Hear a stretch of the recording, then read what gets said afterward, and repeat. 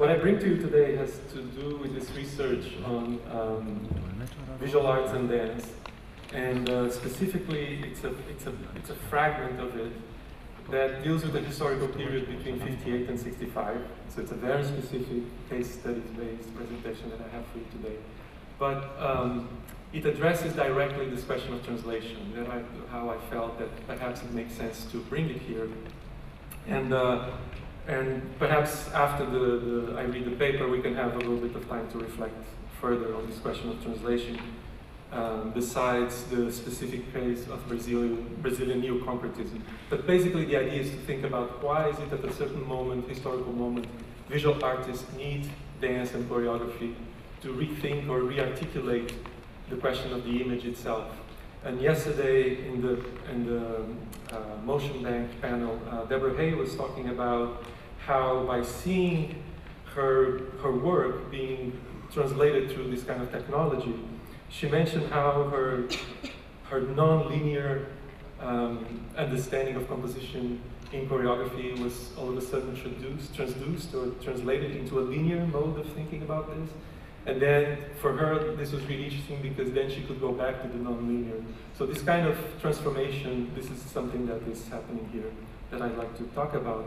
And the second thing is this notion of transcreation. I just wanted to say that I hate to throw new words into the world as if we needed more concepts.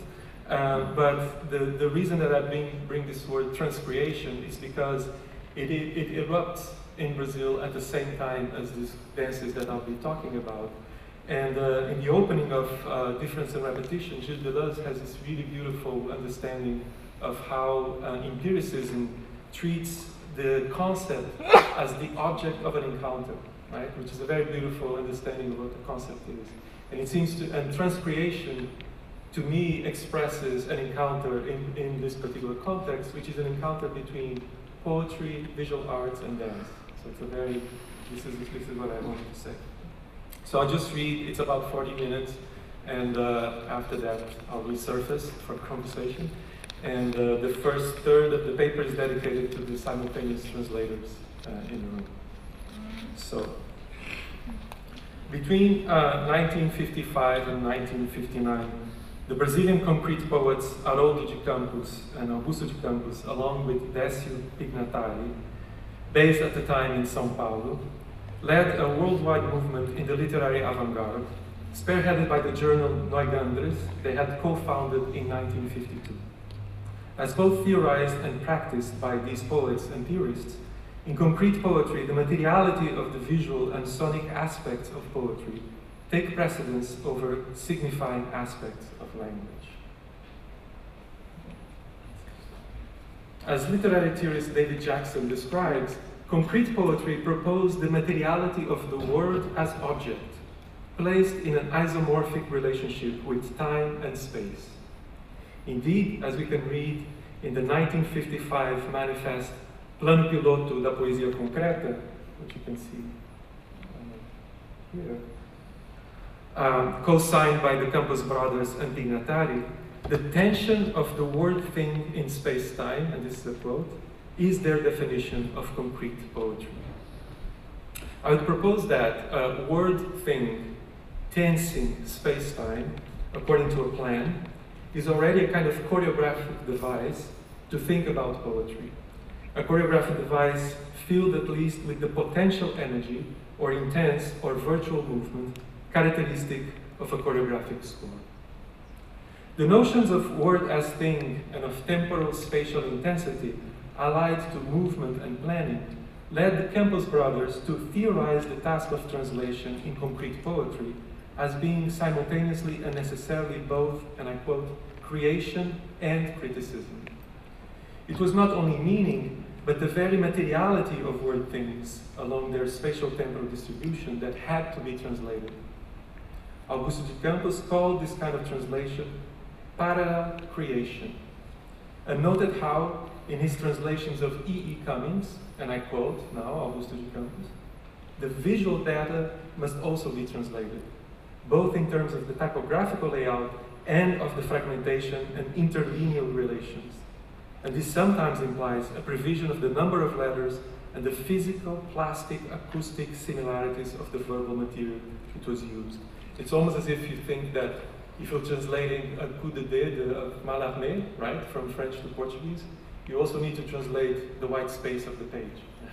So what is the white space on the page in Portuguese and French, for instance?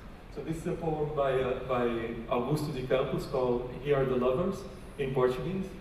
And the English translation required yellow for some reason. So how to translate that?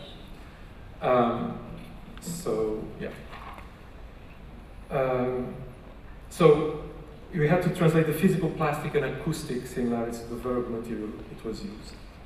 It was this need to translate concrete poetry's plastic and acoustic physicality along with its mobile dynamics, that is to say, what we could consider the material or corporeal aspects of a text, that led Haroldo de Campos to develop the concept of transcriação, which I've translated as transcreation, which, as David Jackson suggests, and I quote, invoked the key concept of verbi voco visual found in Book 2, Episode 3 of James Joyce's Finnegan's Wake.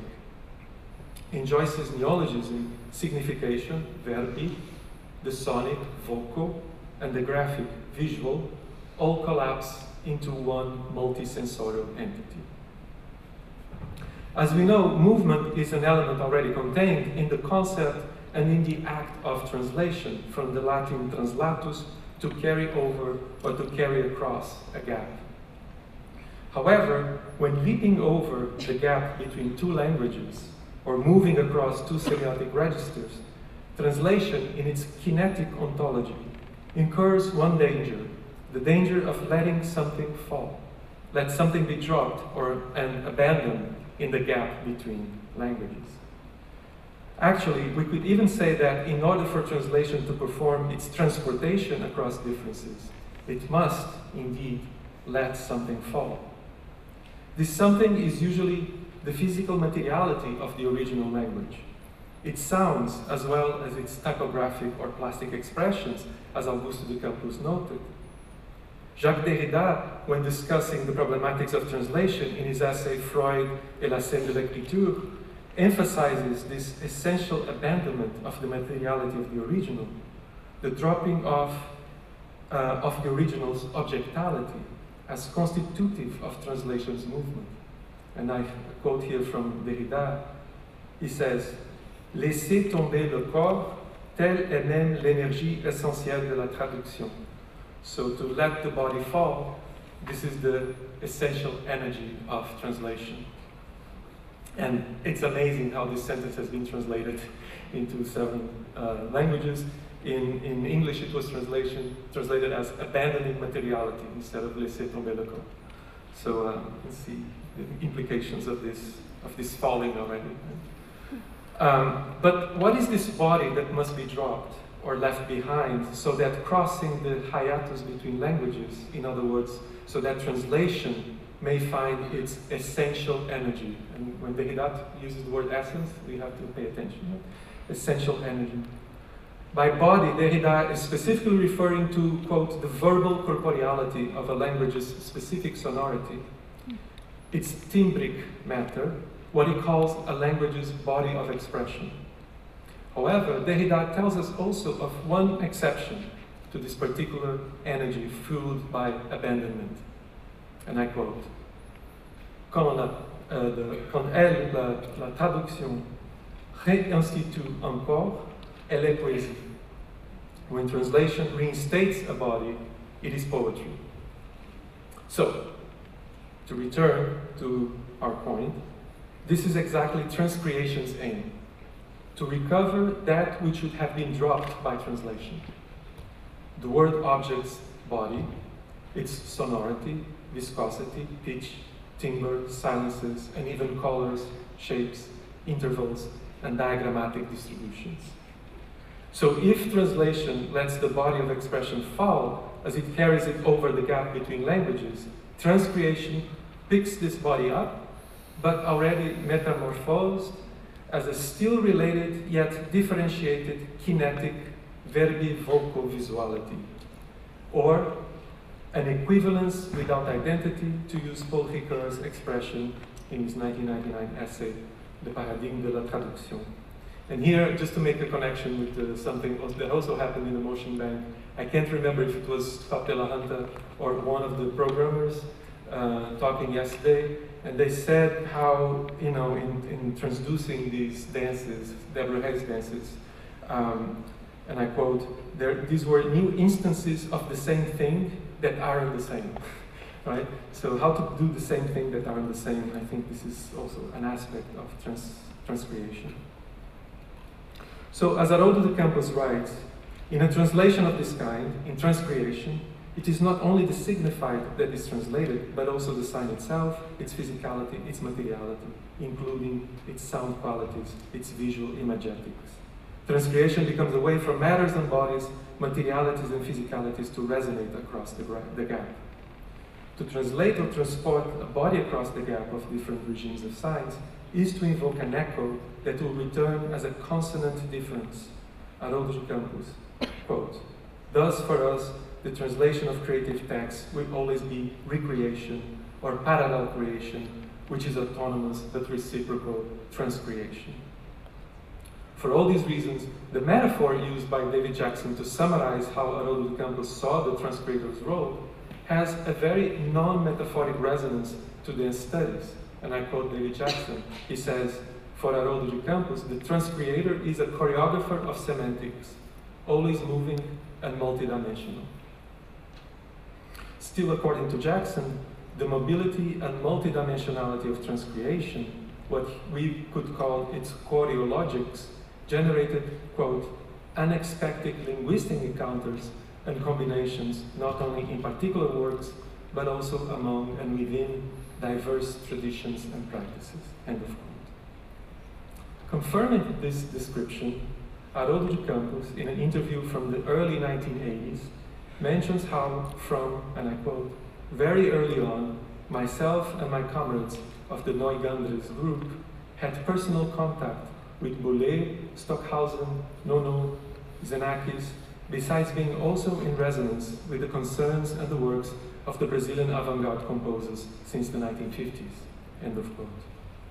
So, this is a brief presentation of the notion of transcreation, but to pick up this notion of unexpected encounters as essential for the formation of transcreative events, I'd like to discuss how some images and poems and objects were transcreated into dances in the works of two Brazilian artists who started their careers within concretism, and particularly within printmaking and painting. One is Ligia Pape, who was born in 1927 and died in 2004. And the other one, perhaps a little bit more known, Hélio Oiticica, who was born in 37 and died in 1980. Both of them have been having a kind of revival in the European visual arts scene. Particularly Ligia Pape had a recent exhibition at Whitechapel, and it's also still circulating. So, Ligia Pape. On February 23, 1958, a concrete poem was published on the pages of the influential and groundbreaking Sunday supplement of the daily Jornal do Brasil. Written by the Sunday supplement's chief editor, Reinaldo Jardim, the poem was titled Alvo Olho, which in English could also be translated as target eye, but more ambiguously as white eye. This is the poem. Exemplary of the concrete poetry exploding in Brazil at the time, Jardim's poem contained all the elements indicated in the Manifesto Plano Piloto para a Poesia Concreta, published that same year in issue number 4 of Neugandres. Signed by the De Campos brothers and by Décio Pignatari, the pilot plan proclaimed, quote, concrete poetry, product of critical evolution of forms. Given as buried the historical cycle of the verse, predicated on rhythmic forming units, concrete poetry starts by taking into account the graphic space as structural agent. Qualified space, spatial temporal structure instead of merely timely temporal or timely linear development, end of quote. So let's keep in mind their definition of concrete poetry not as an exercise in signification, semantics, narration, versing, rhyming, but as a rigorous construction of a structure that unfolds space and time.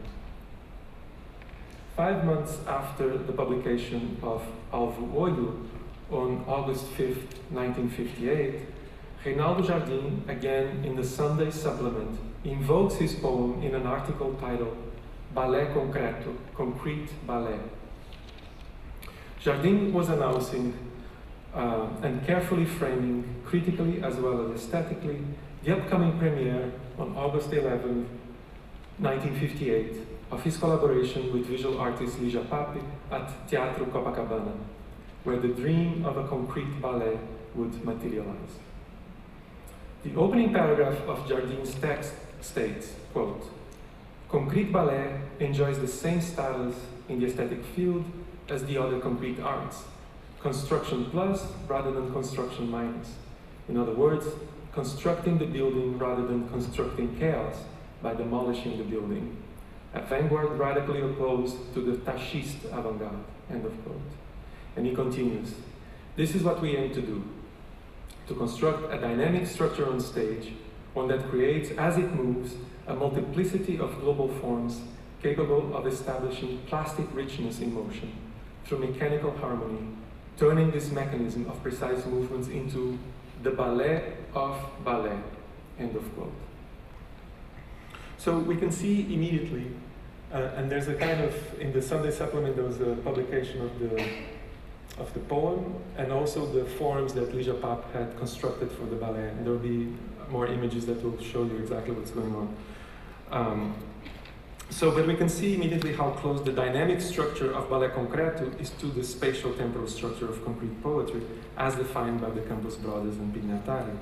But what I find interesting is how a poet was also a critic and a newspaperman, Reinaldo Jardim, and a visual artist and a graphic designer, Lígia Pape, both with no experience whatsoever in dance, and in a context of a virtually non-existent dance avant-garde in Rio, under the flag of concretism, which is a poet and painting kind of movement, and taking it as a point of departure, a poem would join forces to create a choreographic work, or in Jardim's mode of saying, choreography as a ballet of ballet. What is interesting is how this particularly intriguing choreographic project departed not from an investigation of movement from within movement's immanent concrete qualities, but from a wish to transpose or transform or translate or to carry across media this very specific spatial temporal structure of a typographic nature, the one informing the poem Alvo Olho.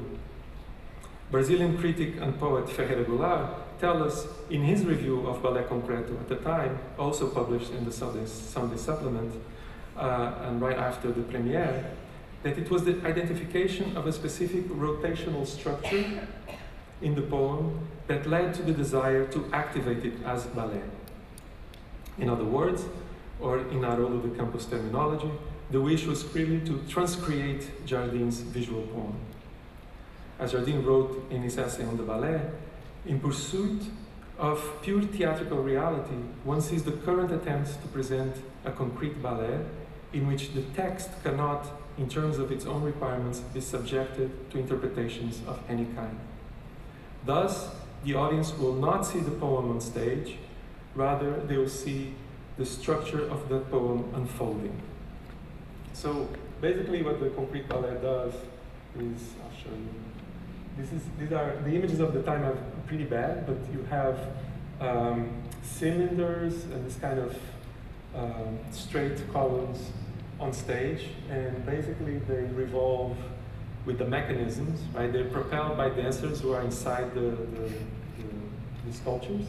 And Lígia Pape developed a mechanism so you couldn't hear the footsteps. So it's this really like evacuation of the body from the form, right? And you have the scale more or less here. This is Lígia Pape on the opening night of the concrete ballet, which has been recreated recently. So the audience will not see the poem on stage, they will only see the structure of that poem unfolding. And you know, the resonances with the Motion Bank project is quite amazing, right? To look for structure and to activate the structure as opposed to bodies or something else. What links concrete dance and concrete poetry is that both are perceived to be different modes of one same substance, an unfolding structure, a spatial temporal abstract structure whose other name is, according to Renaud Jardim, a kind of meta choreography. Curiously, Ferreira Goulart classified this choreographic event not in terms of its innovative contributions to the foundation of a modern Brazilian dance, but rather as, and I quote, a definitive mark in Brazilian visual arts. And again, I find this quite interesting. It's all about like rediscovering the image. What is it that the image can do through dance? As he wrote, quote, the world of colored forms gains life in order to enchant a space which is no longer the same where just a few minutes ago dancers performed their turns. He's talking about you know, the theater space as a space for dancers performing, and now this is a space for space to perform, which is an interesting evacuation of the body here.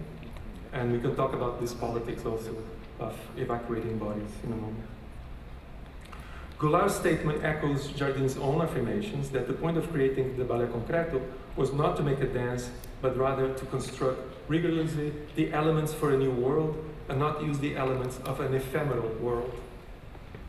In other words, Jardin and Pape's aim was to construct a dynamic structure, one which creates, as it displaces itself on stage, a coordinated dance, which in itself is a moving creator of new structures.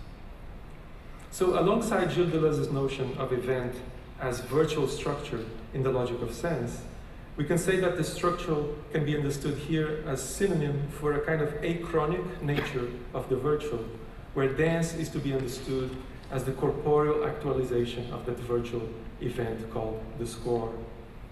Thus, a necessary, even imperative choice, the concrete ballet would have to be one, and I quote, without dancers, this is Jardin, since the goal is that it be efficient in its own right.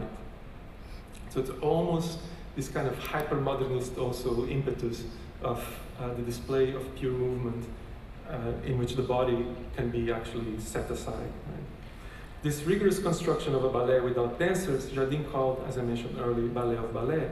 And in other words, this meta-choreography distills from the potential movement contained in the poem and then is transcreated as an event of movement on stage. Ballet of ballet, incorporeal structure derived from rotational potentials contained in a static image, which is also a graphed poem, pure choreography. So it is then, we can say, choreography that is extracted from the poem Alvo Olho. And in a remarkable way, it is choreography that is also severed here from dance's supposedly primary medium, the human body. So this kind of separation between choreography and dancing, if you want. This is an intriguing moment in the history of 20th century dance at large, but also in the particular history of Brazilian concretism. It should be seen as one of the first activations of transcreative forces into performance. It is important to note how Lígia Pape, co-author of the Ballet Concreto, but certainly the main responsible for its plastic signature, was at the time working essentially and intensely with two media, printmaking and poetry, which eventually will become one in her work. In a manuscript of 1958 titled Theater Poem, A Sense of the Whole, Pape paradoxically sets on the page some of her thoughts on the imperative for theater to destroy its own literary origins. And I quote her manifesto, Theater Poem. Non-literary theater, self-contained, self-devouring beast, birthing itself, devouring itself, and birthing again. Dynamics equals duration. And then she has this formula, theater poem equals theater duration.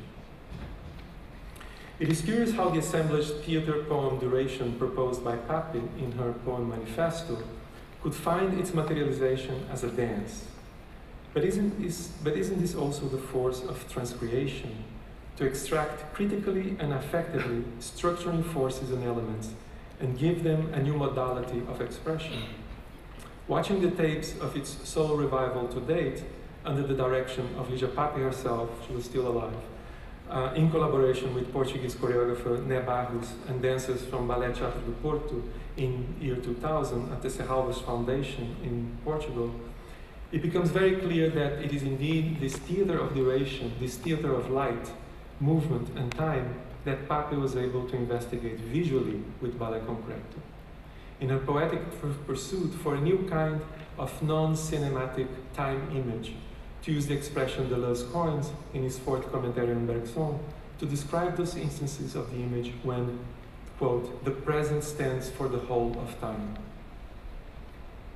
So despite these factors, in a sense, Ballet Concreto was choreographically quite traditional, even if spectacularly minimal, and sometimes daringly empty. And I say that because in the end, one of the things that happens, and it was critiqued at the time, is that the forms, they evolve. You can see here, this is the images from the reconstruction. They do, you know, long diagonals, they go around in circles. Like, it looks like very much balletic, the kind of movements that they perform. And in a way, despite the effort to have the body disappear, and despite the effort to have a kind of absolute pure intervention in space and time, some of the critics at the time kept saying it's just ballet without the dancers, choreographically. So they got a little bit upset with that. And because there was still this kind of anthropomorphic remnant, right, or traditional remnant in the idea of composition itself. So in March 1959, a year later, or half a year later, more or less, Jardim and Pape returned to the stage with a simpler, and for many critics at the time, much more successful ballet. They titled this new choreographic collaboration Ballet Neoconcreto. And visually it looks very different. The appending of the neo to the previous title, so before Ballet Concreto, now it's Ballet Neoconcreto, announces the rupture between the Rio de Janeiro concretists and with the São Paulo group. There's a whole conversation about this we can talk about. And what's historically relevant is that there's a manifesto of neoconcretism signed by all the Brazilian, the Rio de Janeiro artists, right, in the same newspaper supplement. And in that same supplement, Lígia Pape publishes an essay called Ballet Visual Experience. So it's almost as if the first manifestation of the neo-concrete rupture happens also through ballet, which is significant for art history, I guess. In this new choreographic experiment, the notion of a pure time image is furthered, since Pape declares that her new ballet should be neither a kinetic experience nor a corporeal one. It should be rather a visual experience, and I quote her, that paradoxically could only be produced as a purely transcreative event. This time, it was not a poem's potential energy that would be actualized, but an image's virtuality that had to be rendered visible. What mattered was to reach the image from another angle, to cut through its optical surface in order to unleash its many potentials. And what is fascinating is how choreography became the knife through which this cutting could be performed. And what I mean by this metaphor is that in 1959, the same year that the Ballet Concreto is created, Lígia Pape makes this poem. She calls it a poem, which is part of a book of creation, in which she cuts a piece of cardboard and has light coming through. This is her entire project, is to have a field of light being revealed through space. And this is what she tries to do again on stage. So that's why this is a transcreative event. One is the transcreation of the other. So what mattered was to reach the image from another angle, to cut through its optical surface in order to unleash its many potentials. So what is fascinating is how choreography became the sort of knife through which this cutting could be performed. So Pape says, in short, ballet here would signify a dynamic presented on stage by one or more elements following a choreographic script with one absolute unity, a synergistic phenomenon. So here we no longer have a target eye, as in the first concrete ballet, but the eye becomes the target of an operation in which the viewer is asked to perceive invisibles. So what happens in this evolution of forms is that it is the gap that is revealed. It's a constant revelation of the gaps between the surfaces, as opposed to the movement of the surfaces themselves. And Pape writes that what mattered to her was to choreograph, quote, the energizing space between solids. So in other words, she was choreographing the gap itself. Another important Brazilian artist was sitting that evening in Teatro Glaucio Gil in Rio de Janeiro, Lígia Clark, you probably know her name, and she seemed to have captured this new regime of the image predicated on an intense emptiness as she sat through the opening performance of Balé Neo Concreto. In a typewritten note dated only 1959, entitled Vazio Pleno, Empty Full, Clark emphasizes a paradoxical aspect in the images produced by this ballet. She testifies to the peculiar event of sensing, and I quote, an empty fool at the core of the choreographic image, an emptiness of the form, hovering between light and darkness, indeed a non-object revealed thanks to the motions of the two squares. Lígia Clark says, the perception of the form's emptiness in the new concrete ballet, in the instance when the square unit moved and became clear and illuminated, emptiness of itself cut in space. So it is precisely the production of the self-produced or self-induced emptiness, the visual gaps that translation has to leap over, but that transcreation must inhabit, plunge into, account for, that energizes Pape's uses of choreography as a transcreative means for renewed compositions of the visual.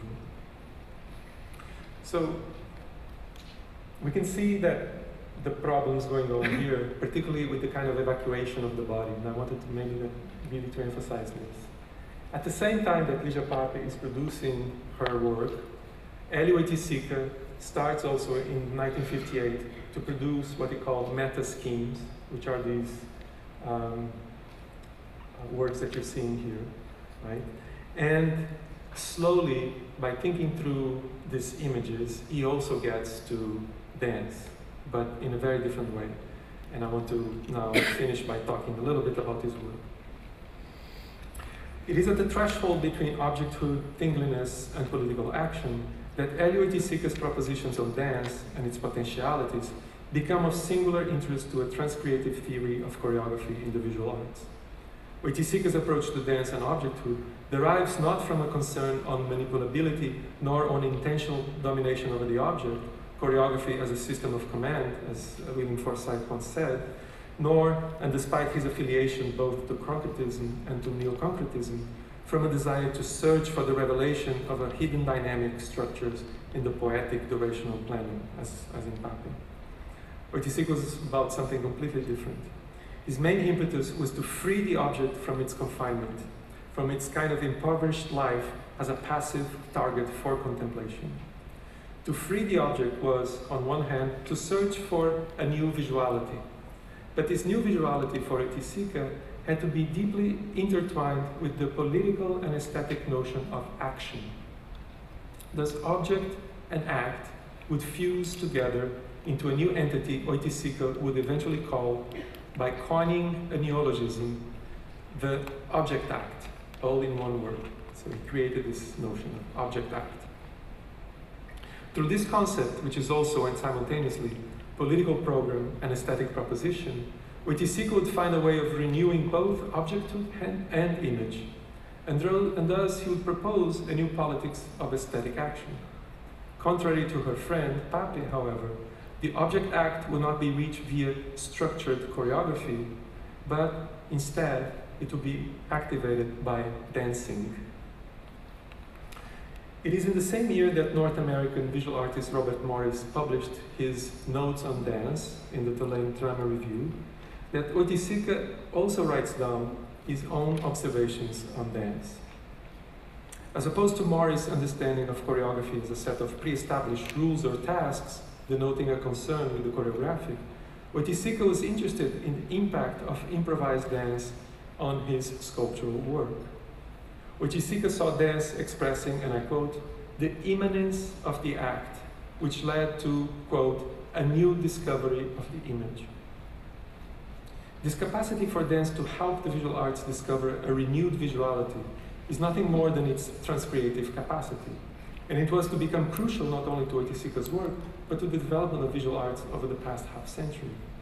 Significantly, Oiticica was not interested in theatrical choreography, but he was interested in samba, along with its social, racial, corporeal, and political grounds.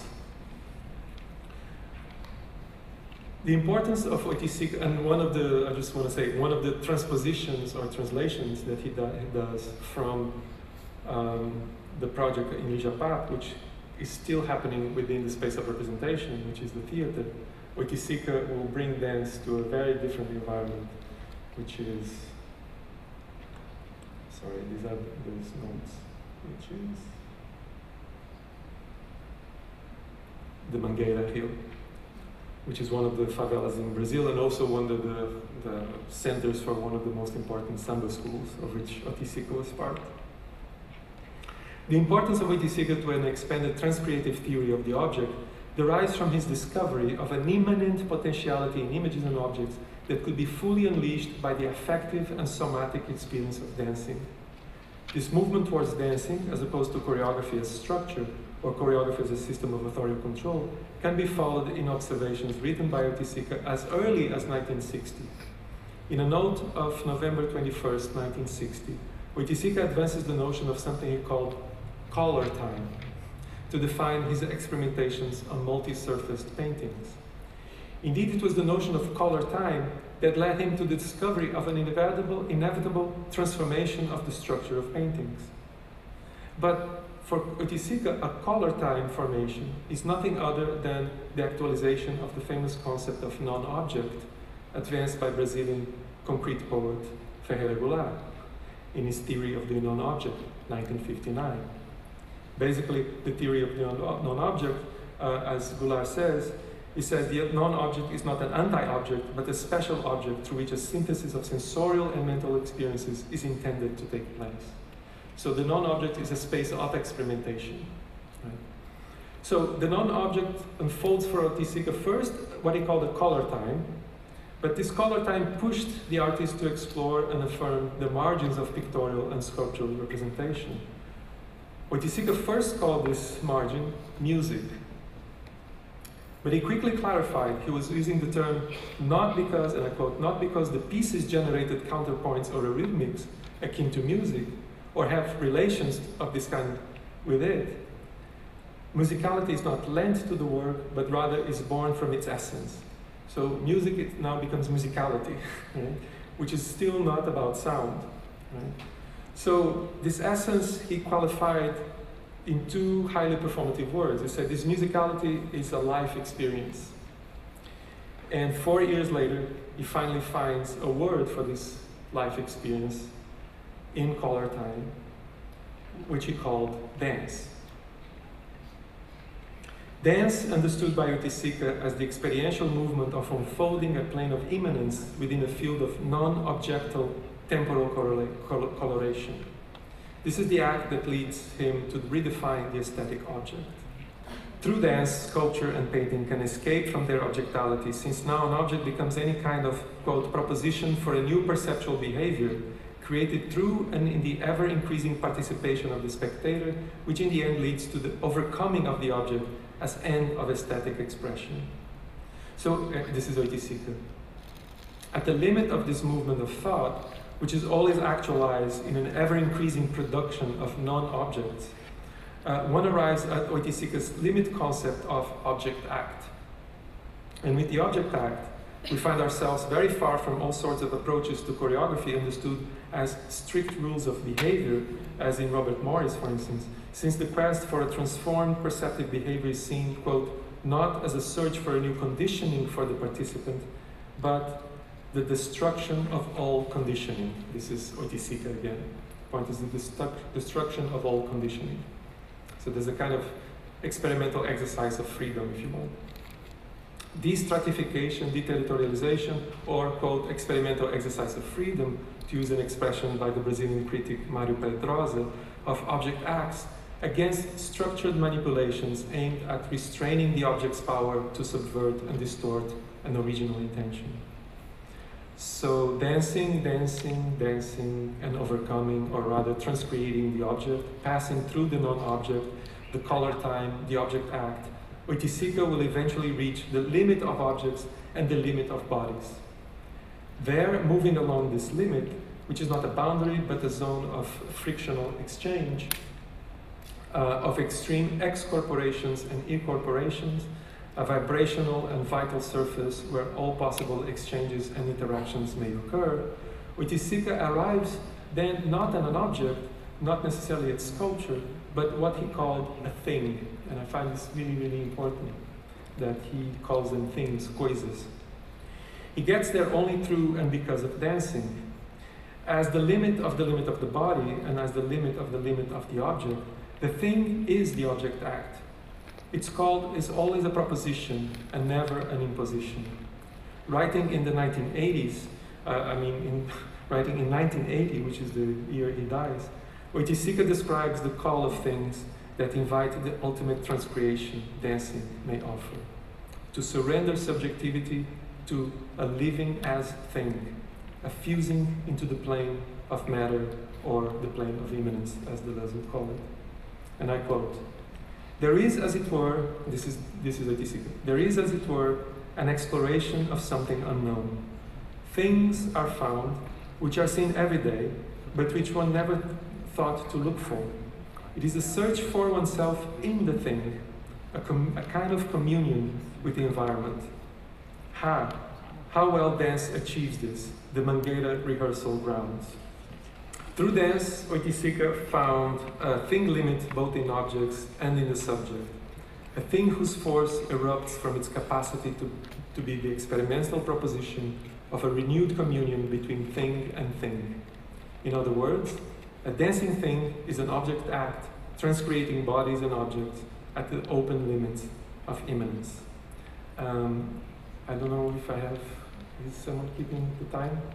Or? No. Because I have one more paragraph, I'll just read it. To conclude, let me emphasize that all transcreative experience presupposes an understanding of matter as endlessly pliable, and therefore an understanding of both objects and bodies, subjectivities and objectivities, things and color times, as entities in perpetual co-modulation. Indeed, despite their very different approaches, we find in concrete poetry, in concrete theories of translation as transcreation, in concrete meta-choreographies, and in Oiticica's object acts, one common verb event expressing the dynamics, moving it all across the gap, to unfold. Structural transformability is precisely that which transcreation discovers and the depletes of expressive matter. In this discovery, transcreation shares with dance the potential for endless plication, right, folding. It is this underlying presupposition that links with uncanny proximity out of the campus concept of isomorphic transformable structures in transcreation, Lígia Paca's desire to activate a graphic rotational structure in a poem, and the 1965 invocation of dance in Oiticica's Cape's sculptures. And I guess, just to conclude, the question, which is the second half of this paper that will perhaps be possibly a theme for discussion, has to do with the politics of these two choices, right, between one and the other, between no bodies and dancing things. So thank you. This is all I have.